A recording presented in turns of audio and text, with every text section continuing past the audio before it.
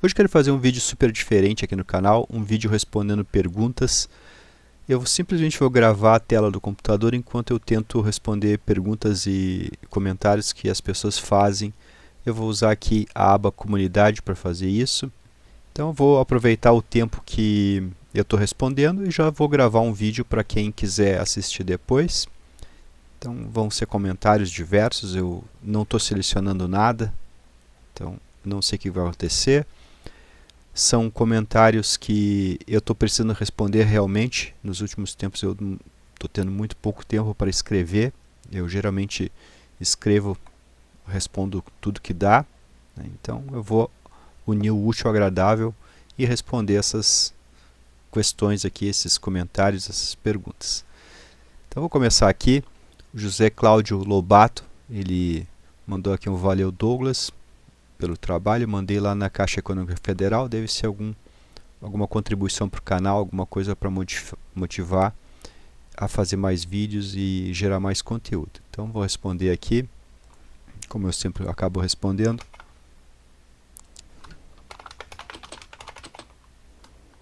Eu sempre tento escrever o nome da pessoa para ela ter uma noção que eu realmente li o nome dela. Então vou lá, José. Meu teclado é bastante barulhento aqui.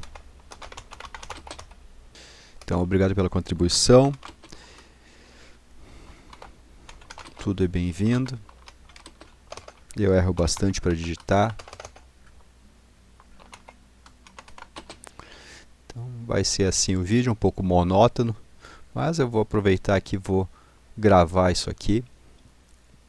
De repente alguém pode se interessar em apreciar, em assistir. O Tíndaro mandou aqui uma questão. Power não tem filosofia. Áudio gerador ou players CD. Exemplo CD 921. Fones output level. Trimpote, potenciômetro, log, scope. Pergunta aqui várias coisas sobre outros vídeos, sobre o A1, sobre a falta do loadness no frontal do A1, porque na verdade o A1 é um power, né? Não precisa ter loadness nele. Quem tem que ter o loadness é o pré-amplificador. O power é o power. O Tíndaro, ele é um fã da série, da marca Philips, na verdade.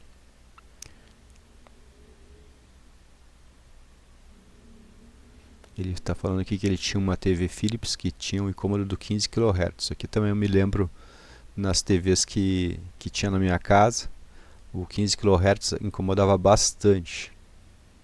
Logo que ligava, depois até que atenuava bastante com o aquecimento da TV.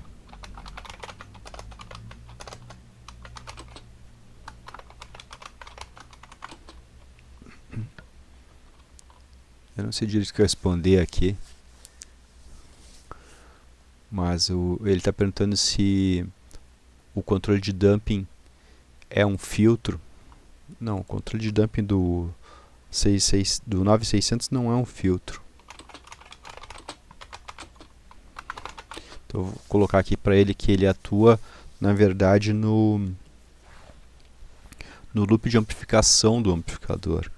Então uma realimentação diferente, uma realimentação de corrente que o Technics SE 9600 usa.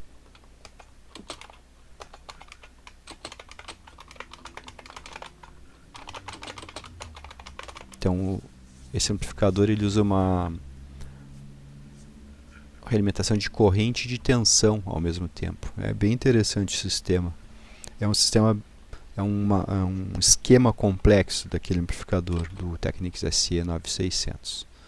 Deixa eu ver se ele aparece aqui em algum lugar. Aqui está ele. Esse aqui é o 9600. Então, se alguém quiser dar uma olhada no esquema dele, tem fácil na internet, é só baixar, que vai ver lá que ele é bem diferentão. Ele é um power normal, porém ele tem um sistema de realimentação que avalia a corrente também. tá? Não avalia só a tensão que tem na saída, ele avalia também a corrente. Bom, aqui eu vou responder para ele que o controle de dumping não é um filtro, que realmente o power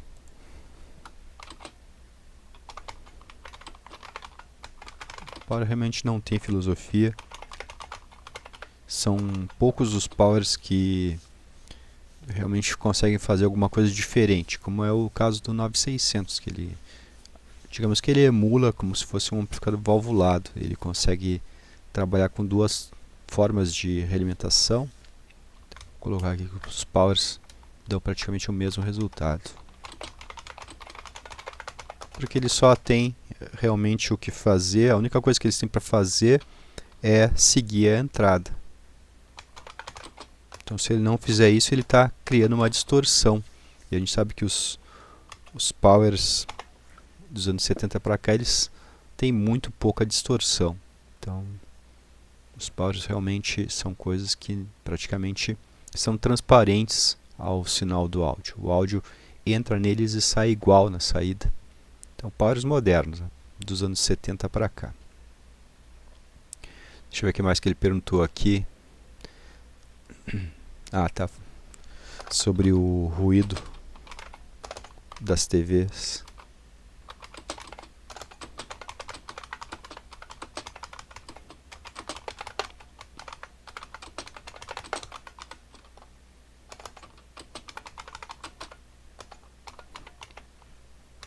Primeiramente, a gente teve uma Philips preto e branco que fazia bastante ruído. Depois ela virou a TV do videogame. E aí foi comprada uma Philco colorida.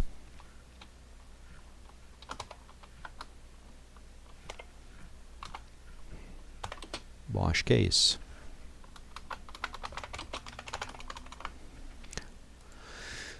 Então, respondi aqui. O Tyndall, ele coloca vários adendos aqui embaixo. Ele faz uma pergunta dentro da outra. Deixa eu dar uma olhada aqui.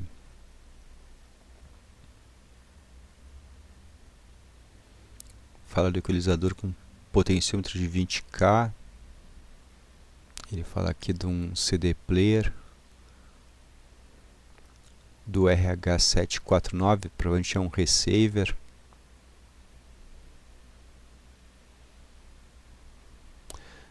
Ele fala bastante aqui do loudness, mas eu acabo nunca usando o loudness. Vou responder aqui. Ele mandou um bom domingo. Ele está perguntando aqui do fator de amortecimento do STR11BS, Technics SA 5047, 5050.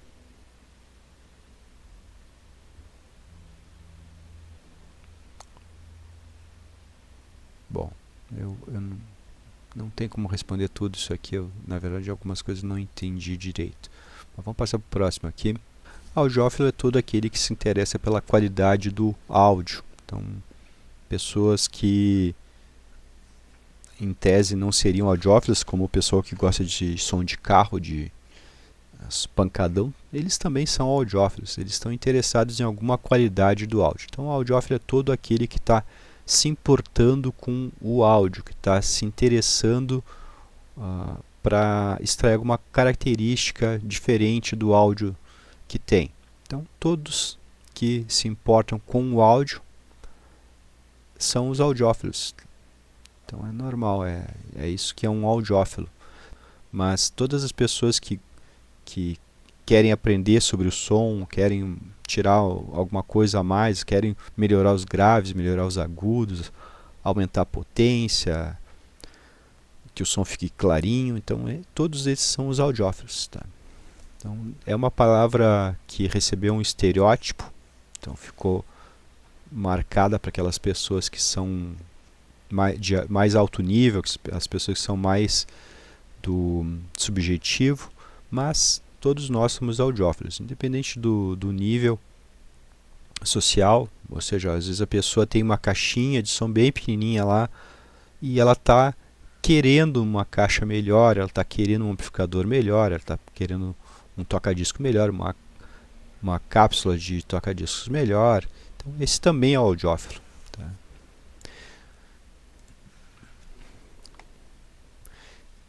O Tinder respondeu aqui alguma coisa. Bom, já respondi uma aqui, já está bom. Rafael, mais outra pergunta aqui. Ele refez o A1 dele do zero, manteve os FETs, dobrou a capacitância, fiação nova, aumento da corrente de bias, os transistores originais substituídos pelo par 1943 5200.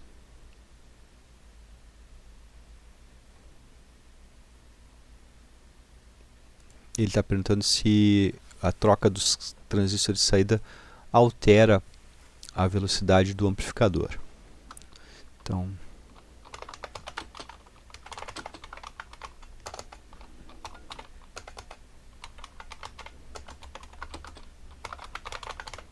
bom, o que dá a velocidade do amplificador é uma constante de tempo da malha de realimentação. Então, geralmente o amplificador ele é limitado em velocidade pelo capacitorzinho que tem ali. É um capacitor que fica em paralelo com o resistor de realimentação.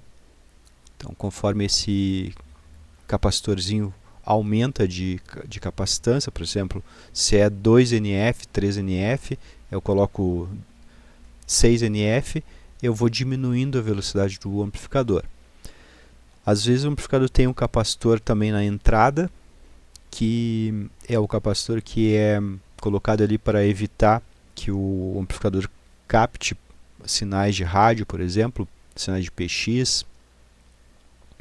Esse capacitor também pode diminuir a velocidade do amplificador. Mas os transistores de saída, mesmo que coloque transistores mais lentos, por exemplo, o MJ15003, MJ15004, que são transistores de 3 MHz, como o A1 trabalha ali com uma banda passante bem abaixo de 3 MHz e a velocidade dele, digamos assim, ele é um dos mais rápidos nacionais, mas ele comparado com outros amplificadores que existiram no mundo, por exemplo, os Technics, os Sansuis, alguns deles, os de alta velocidade, o A1, digamos que ele é lento comparado com esses amplificadores. Tá? Então, por exemplo, o 15003 e 15004 praticamente não fariam diferença na velocidade do A1. Então, os 1943 e os 5200, muito menos. Inclusive, eles são mais rápidos que os originais. Os originais são perto de 10 MHz. Então, vou colocar aqui para ele que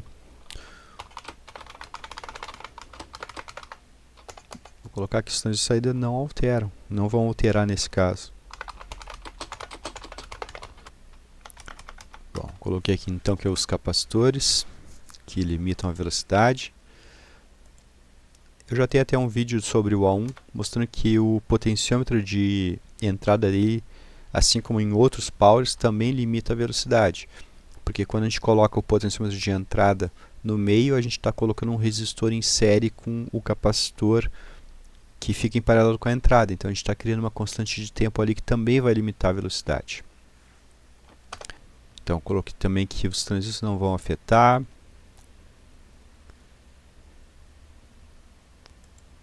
Então é isso. Acho que ficou razoavelmente claro aqui para ele. A corrente de bias não vai afetar a velocidade. Os capacitores novos não vai mudar a velocidade, a dobro da capacitância não vai fazer nada disso. Fiação nova também não vai afetar em velocidade. Os transistores. Então, ele também não vai ganhar velocidade com os transistores mais rápidos, tá?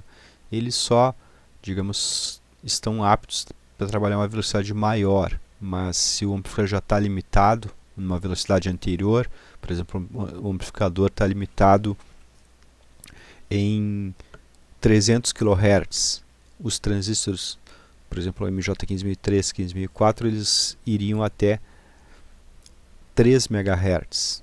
Então, está abaixo, então não vai mudar grandes coisas, tá?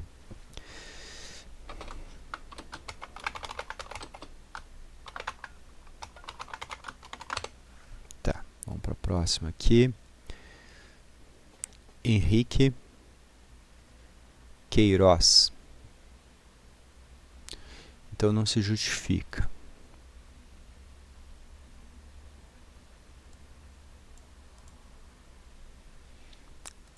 Ele está perguntando se, por exemplo, um amplificador super caro ele vai ter alguma vantagem, digamos assim.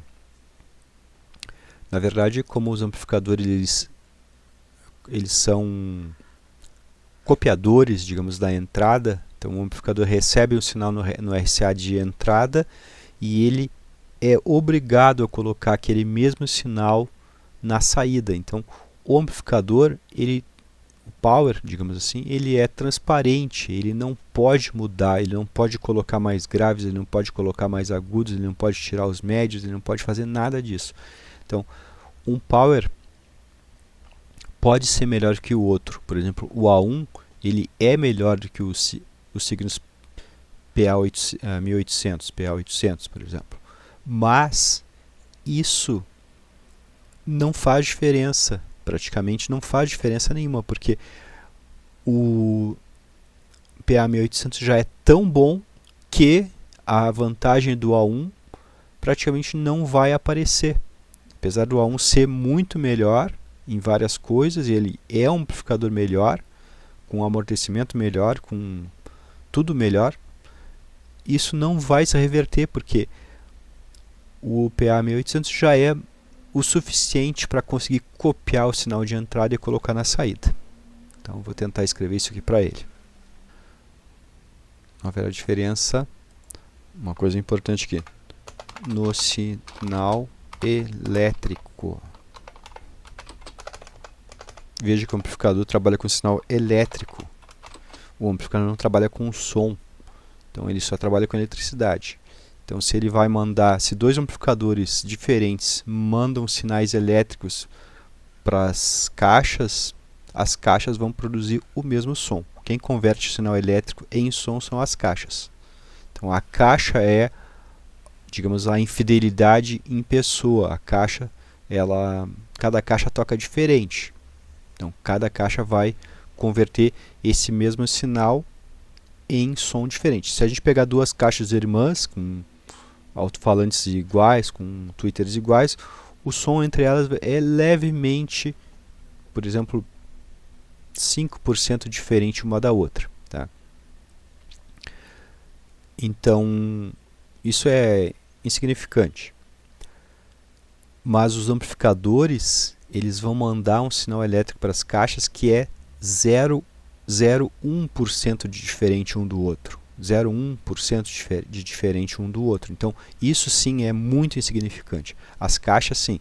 Se duas caixas irmãs, digamos, ficam com uma diferença ali, por exemplo, de 5% de uma para outra, caixas diferentes têm uma diferença enorme de um par de caixa de um modelo para um par de caixa do outro modelo. Tá? Então é muita diferença. Então as caixas são a personificação da infidelidade.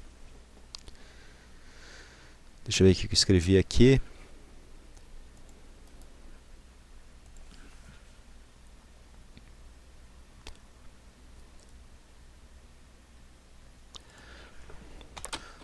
Somente amplificadores de baixa fidelidade que mandam sinais diferentes para as caixas, tá? Para as mesmas caixas.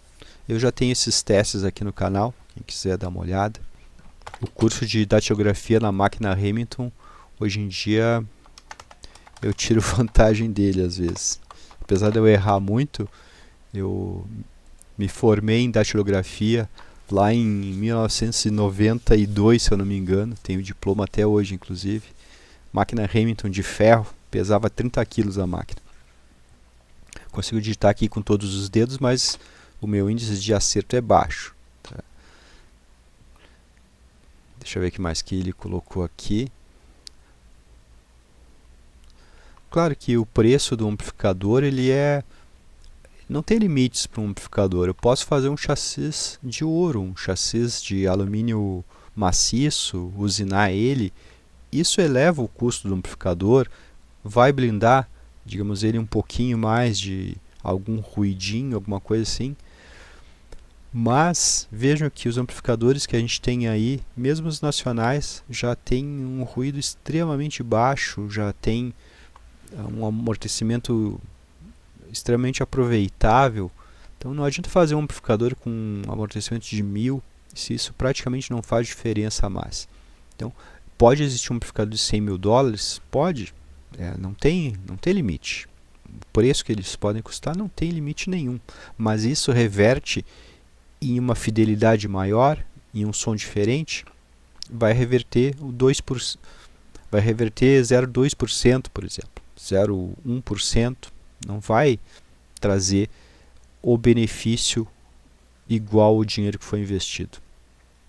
Não existe como ser mais fiel do que o que era a fonte. O amplificador não consegue superar o que era a fonte. Então, os amplificadores que a gente vê aí já conseguem copiar a fonte 99,9% do tempo.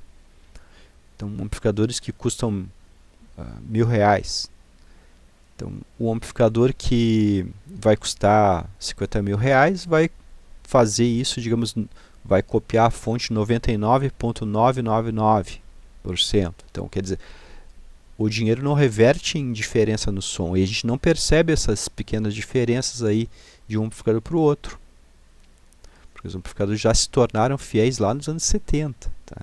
Os amplificadores com par diferencial, com um amortecimento de um certo nível, lá quando chegou em 30 mais ou menos, já a gente não tem como diferenciar mais praticamente. 30, 40. O que mais que tem aqui de pergunta? Tem o do Rodolfo.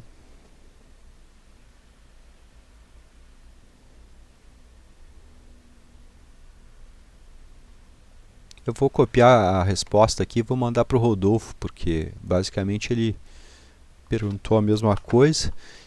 Então só vou mudar aqui o nome dele. Aí ele recebe a notificação lá. Não sei se ele recebe a notificação que o Rodrigo vai receber, porque eu respondi a pergunta dele.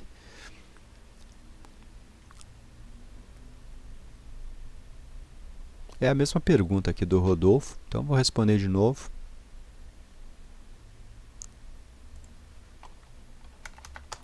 Ficou errado aqui.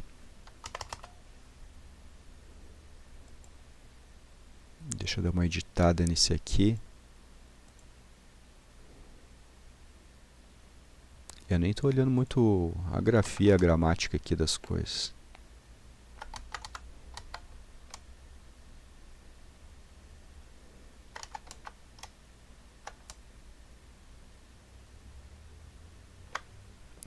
Acho que tá bom.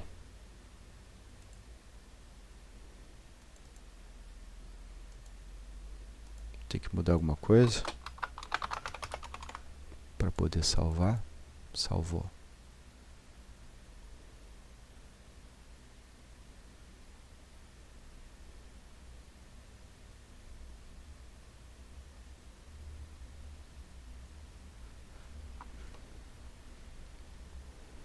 Tem mais uma parte aqui do Henrique. É o que a matemática está aparecendo. Então ele já está tirando as conclusões por conta própria. Que realmente o áudio é uma parte da física, é uma parte da matemática. Não tem uma outra, digamos, uma outra dimensão que a gente não possa medir. O amplificador é uma máquina totalmente física.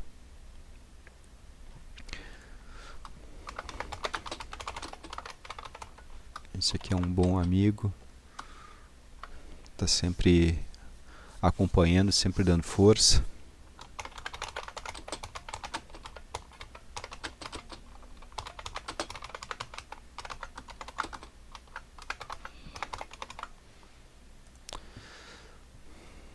Deixa eu dar um F5 aqui para desapareceu que eu já respondi.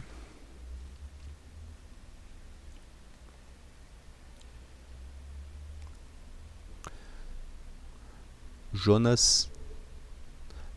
Pergunta do Jonas aqui, deixa eu ver. Canal L do A1 com offset e bias alterado. Bom, isso no A1 é normal.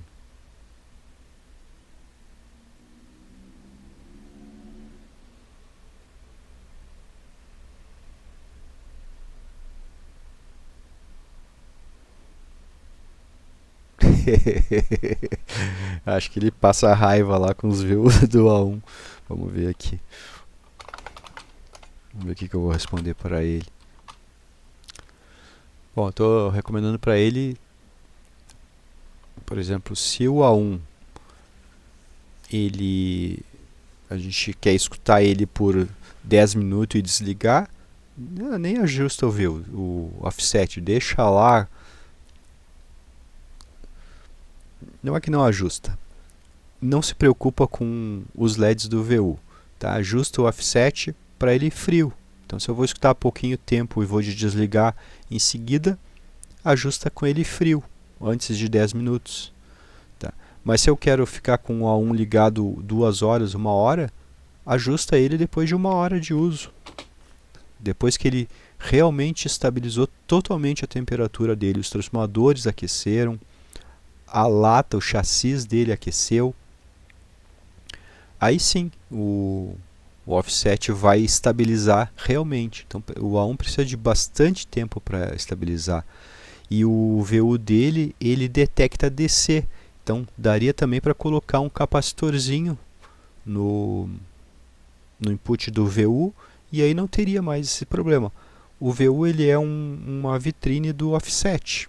Então a gente pode usar ele ali como uma vitrine. Mas dá para isolar, não deixar aí descer para o VU. Bota um capacitor lá de alguns, sei lá, uns 4,7 microfarads na entrada do VU, que aí a DC da saída do amplificador não vai afetar os LEDs do VU. Tá? Eu não me importo muito, às vezes eu olho ali, está aceso 1 ou 2 LEDs no menos 20 dB, mas eu não me importo muito, daí a pouco apaga tudo, então logo que liga vem aceso, depois vai apagando. Então depende de como a gente quer usar ele. Se eu quero usar ele por poucos minutos, ajusto ele para o frio, para a condição que ele não está muito quente, que ele não estabilizou ainda.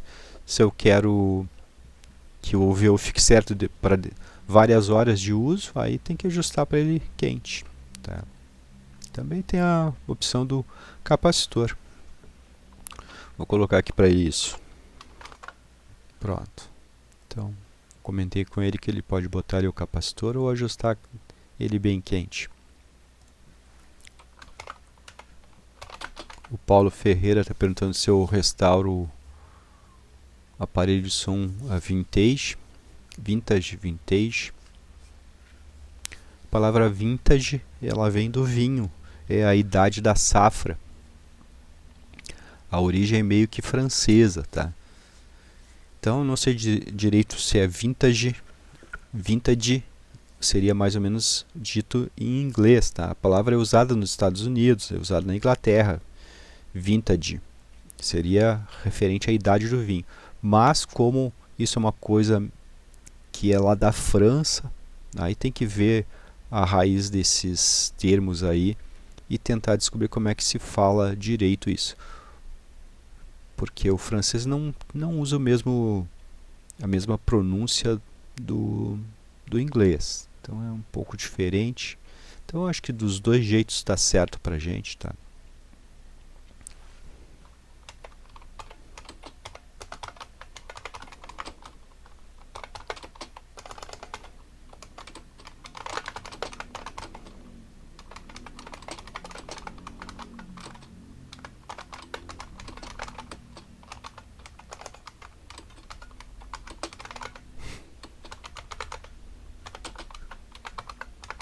Bom, ele está perguntando se eu faço a restauração. Eu não tenho feito, não consigo tempo nem para mim, nem para fazer os meus. Então parece que cada vez mais o tempo passa mais rápido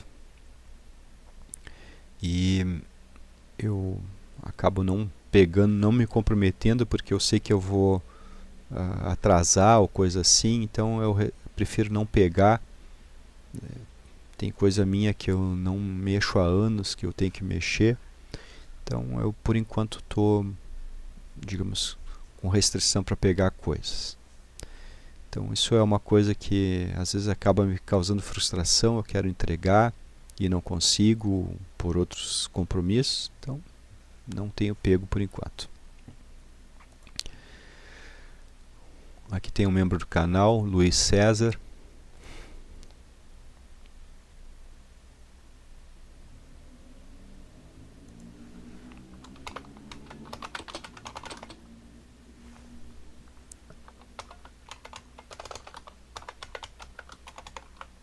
Eu parei bastante tempo de responder essas perguntas, então eu estava precisando começar a responder.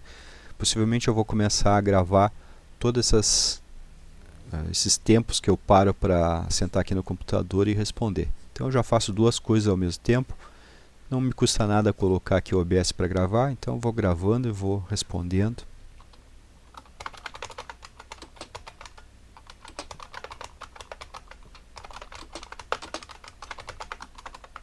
Vou agradecer aqui porque ele participa dos membros. Então são pessoas que de bom coração, sem praticamente nada em troca, elas se dedicam a dar uma ajudadinha no canal, com alguns reais lá que é o que custa para ser membro. Então eu acabo antecipando vídeos para eles. Tenho alguns vídeos para antecipar, então eles recebem primeiro. E aí é assim que funciona. Não consigo dar muita atenção especial. Eu tento dar, mas acaba...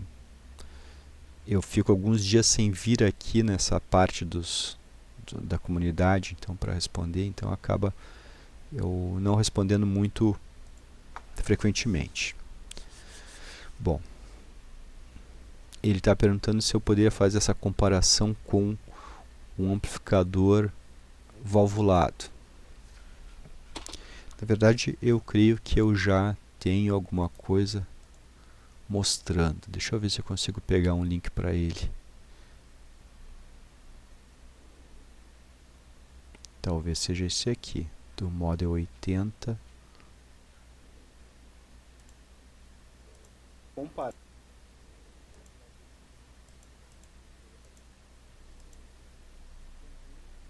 Bom, aqui tá as válvulas ligadas, então esse aqui.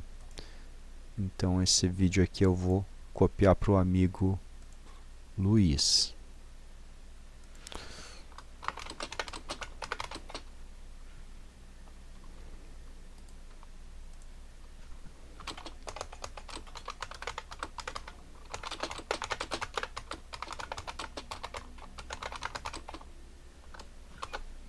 Tá, mandei o link para ele aqui.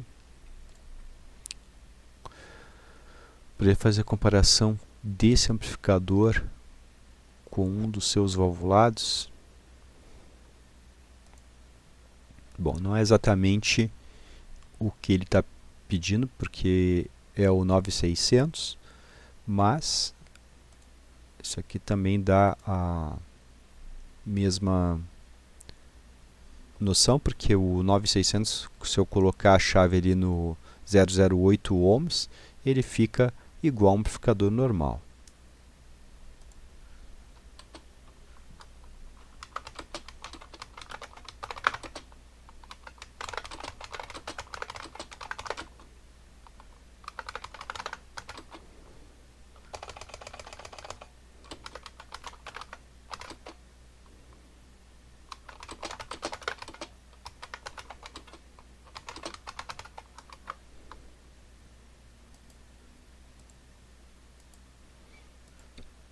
Eu tenho um amplificador antigo dos anos 60 que eu coloco nele umas chaves que ele vai se tornando cada vez mais fiel.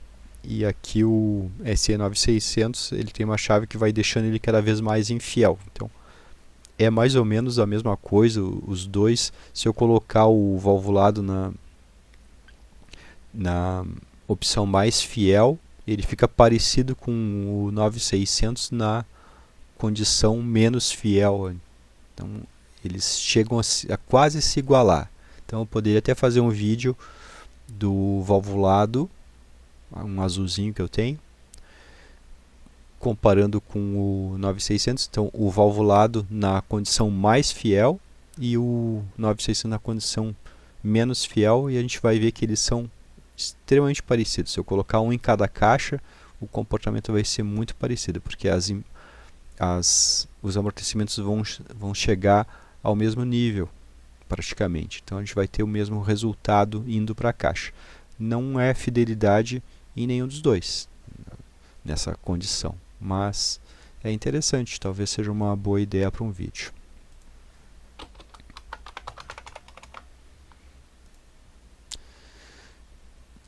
Ismael Pereira, vamos ver o que ele colocou aqui. Muito bom, mas tudo obsoleto quando bota uma JBL. O gato mia de verdade. Depende da JBL, né?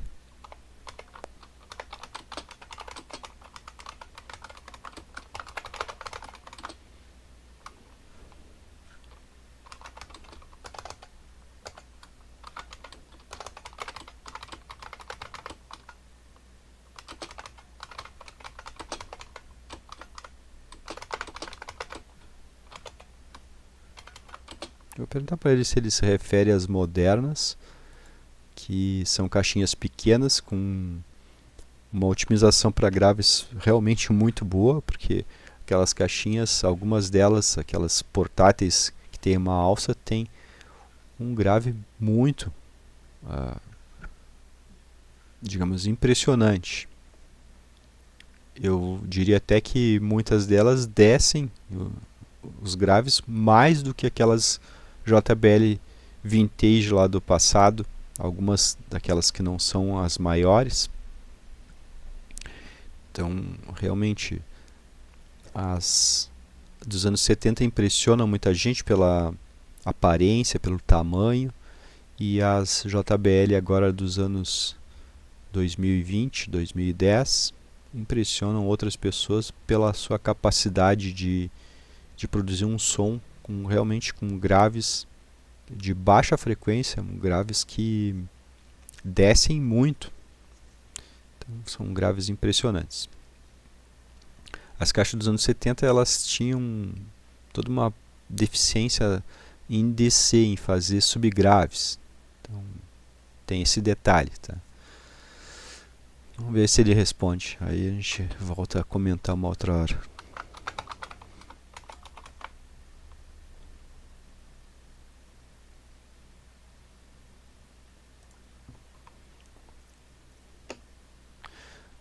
Bom, aqui o Bagatinhos, isso mesmo.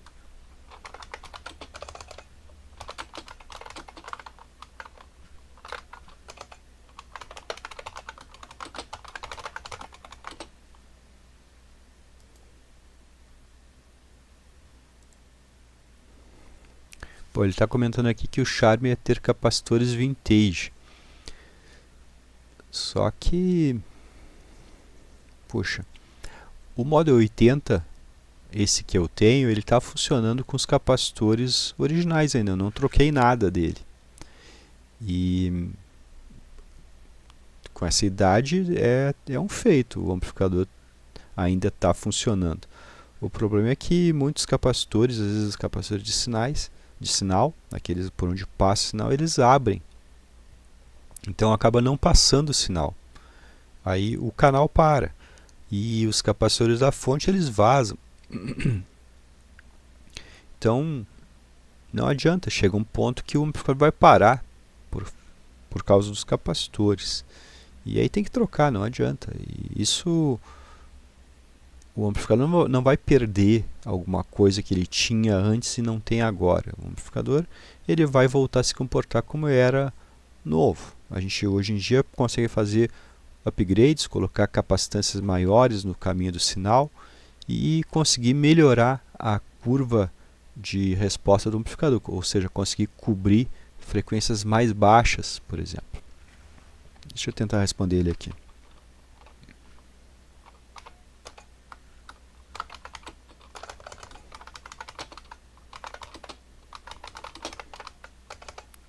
Nem sei qual é que é o vídeo. Ah, tá. Então nesse vídeo aqui eu comentei sobre os capacitores de saída que causam adianto de fase na onda de saída. Então, digamos, são distorções de tempo que acontecem, que não deveriam acontecer. Então, o amplificador, por exemplo, aqui o modo 80, ele tem várias distorções que advêm da topologia, onde não tem par diferencial. Então, o ganho de malha aberta, ou seja, seria o ganho sem o feedback, ele é baixo. Então, o amplificador fica com uma margem pequena para corrigir distorções. Aliado com um capacitor de saída de um valor baixo, ali, se eu não me engano, é 470 microfarads. Então, para 8 ohms já prejudicaria. Agora, para 4 ohms prejudica muito a fase da saída, a fase do sinal de saída. Então, não adianta. Bom, então, coloquei aqui que os capacitores têm que ser trocados mesmo. De vez em quando, algum capacitor vai parar de conduzir, vai abrir. Eles oxidam por dentro, o terminal é corroído lá dentro, ou vaza. Então, não adianta. O capacitor eletrolítico ele tem que ser trocado. Se a gente vai manter todos os eletrolíticos, a gente vai ter milhares de equipamentos que não vão funcionar, que vão ser só para enfeite. Então, hoje em dia tem eletrolítico, são relativamente baratos. Então, tem que trocar, não adianta. O amplificador vai parar por causa de um eletrolítico, ou vai perder, por exemplo, graves. Então, o capacitor de acoplamento pode tirar totalmente os graves de um dos canais. Então, tem que trocar. Bom, eu tenho que pegar novamente o Model 80 para continuar fazendo esses vídeos e mostrar que realmente muda. Eu fiz isso no AP500 da Polivox e o amplificador mudou muito.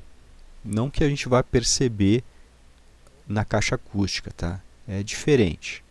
Uma coisa é o amplificador tá fazendo certo o que ele tem que fazer, outra coisa é a gente achar que o amplificador vai mudar da água para o vinho. São coisas sutis, boas práticas que não vão mudar o amplificador da água para o vinho. A gente sabe que ele está se comportando certo, mas isso não vai ser percebido por praticamente ninguém. Tá? Então é só um detalhe da gente ter certeza, da gente estar olhando para o amplificador e estar ciente que ele está fazendo certo o que ele tem que fazer. Bom, vou responder aqui ele.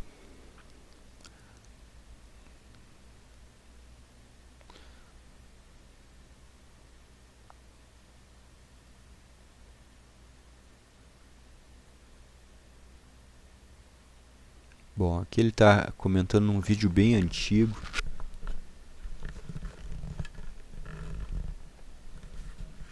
Um vídeo bem antigo que eu não me lembro direito qual era o tema dele.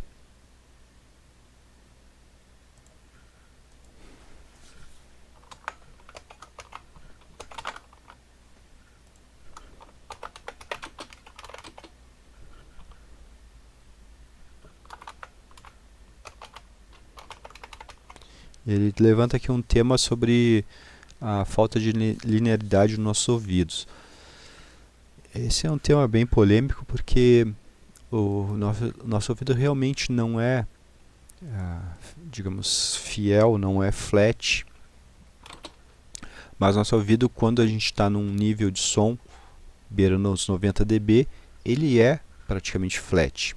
E outra, a gente escuta todos os sons originais do mundo com essas curvas de audibilidade que a gente tem, que não são flat. Então, quer dizer, um som bem baixinho, a gente tem uma curva que beneficia os médios. um som um pouco mais alto, a gente vai começando a ter percepção de graves e de agudos. Então, quando chega lá nos 70, 80, que é um nível bom de escutar uma música dentro de casa, nosso ouvido já está bom, já está quase flat. Então, se a caixa conseguir colocar todas as frequências no ar como as frequências dos sons reais, a gente vai perceber grave, vai perceber agudo, vai estar tudo certo. Agora, se a caixa não colocar isso no ar, não adianta, a gente vai perceber um som magrinho. Então é a caixa que é o ponto fraco do sistema. O nosso ouvido, a gente não precisa de loadings para escutar as pessoas, não precisa de loadings para escutar um instrumento musical que seja ao vivo, no caso um double bass, um violão, algum instrumento assim que pegue nas pontas do espectro, uma bateria com metais. Ele não precisa de loudness para isso, porque a gente escuta bem essas coisas. O problema é quando a nossa caixa entrega menos do que deveria entregar. Então por isso que eu faço uma campanha forte aqui sobre alta fidelidade. Alta fidelidade foi um conceito que foi morrendo com o tempo.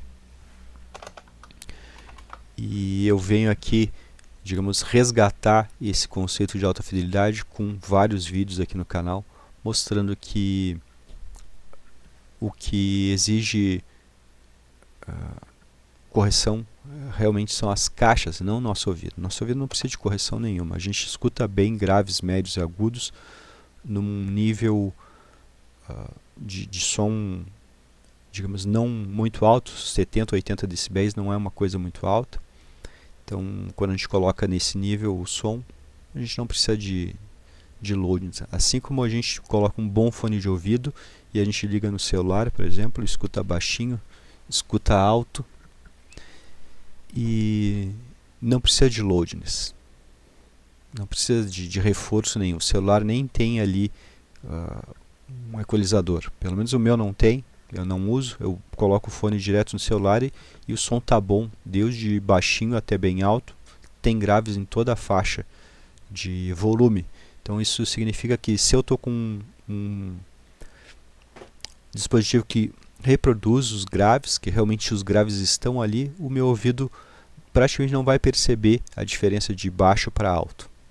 Vai ter grave sempre. Então a nossa caixa acústica tem que se comportar como um fone de ouvido bom.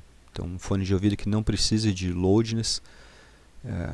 A caixa também não vai precisar de loudness. Então a gente tem que ter por exemplo, ter um bom fone de ouvido como referência. A gente coloca no computador ou no CD player e escuta a música, ela vai vir com grave e com agudo. A caixa acústica que a gente tem também tem que se comportar igual. A caixa tem que colocar grave no ambiente, assim como o fone de ouvido colocou, mesmo estando em flat. Bom, eu já tenho um monte de vídeo comentando sobre isso. Eu vou colocar aqui para ele que tem gente que acha que o nosso ouvido nunca é flat, mas isso é mentira. O nosso ouvido é flat num certo nível de volume. Então, 90 dB ele já é flat. Então, para conseguir 90 dB, se eu tenho duas caixas que entregam 90 dB por watt e eu colocar meio watt em cada uma, eu já tenho 90 dB, porque vai dar 87 mais 87 dB com meio watt cada uma. Então a soma delas vai dar 90 dB a 1 metro. Ou se eu quiser colocar 1 watt mais 1 watt, eu vou ter 90 dB a 2 metros de distância dela. Então o ouvido já vai estar flat. Então não precisa ter load no amplificador. O amplificador vai precisar de loadings quando a caixa não entrega, por exemplo, os 40 Hz, os 30 Hz. Aí precisa de ter loadings para compensar isso. Tá?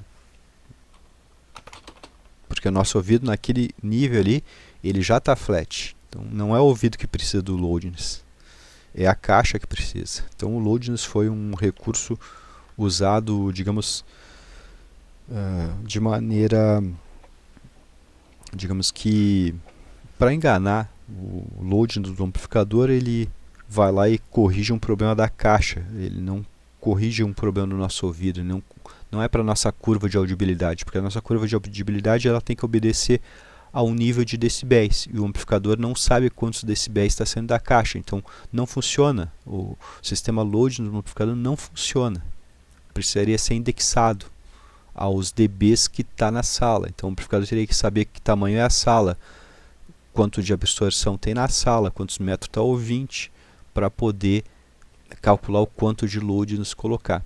Tá? Isso no caso de sons de 40 dB, ou seja, onde está se usando 100 mW, 50 mW, aí sim, realmente nosso ouvido, ali 20 dB, ele está escutando melhor os médios, certo? Não é que ele não está escutando os graves agora, ele está escutando melhor os médios. Tá? Deixa eu dar uma polida aqui no texto. Então eu estou colocando para ele que se a gente está escutando uma caixa 90 dB e ela precisa do load, ou seja, o grave está magrinho, não está descendo, é a caixa o problema, não é nosso ouvido. Nosso ouvido não tem problema aqui nessa região dos 80 a 90 dB, então é ilusão.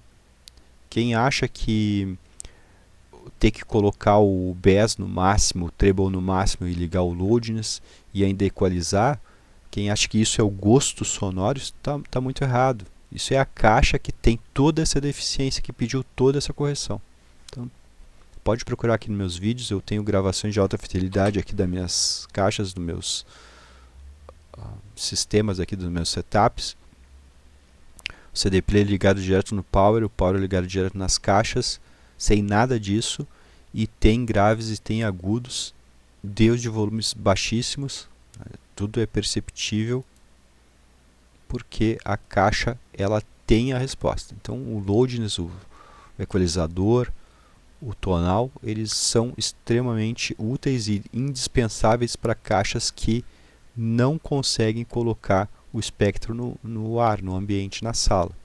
Então para essas caixas, esses não tem como não usar. Eu já passei por esse tempo, eu também não tinha como não usar equalizador nas minhas caixas, porque elas eram muito deficientes ali na volta dos 30 a 40 Hz.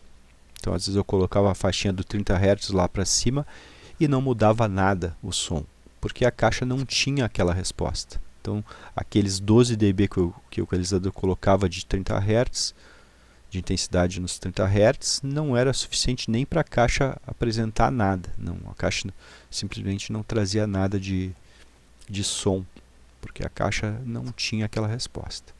Bom, eu tenho um monte de vídeo falando sobre isso. Todos esquecem da máquina biológica. Exatamente, a gente não é, o ser humano não é um bom medidor de som, de qualidade sonora, a gente não é uma referência, porque todo dia nosso ouvido escuta diferente.